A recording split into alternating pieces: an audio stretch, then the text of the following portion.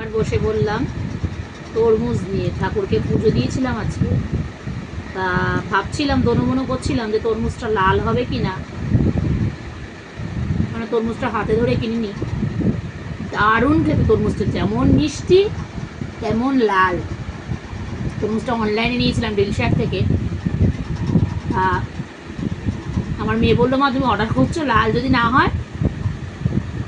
বললাম না, এখনকার তরমুজটা লাল হয়, আর যখন অর্ডার করছি তখন দেখালো বেশ তরমুজটা লাল, মানে ওখানে তো অ্যাড থাকে, সেটার মধ্যে একটা দেখুন কাটা তরমুজের মধ্যে লাল রয়েছে।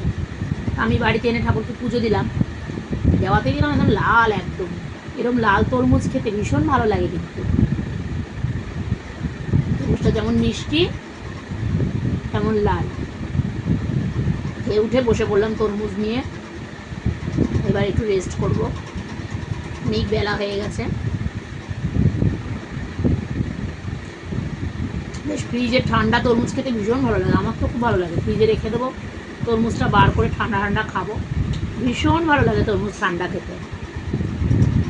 তোমাদের ভালো লাগে ঠান্ডা তরমুজ খেতে?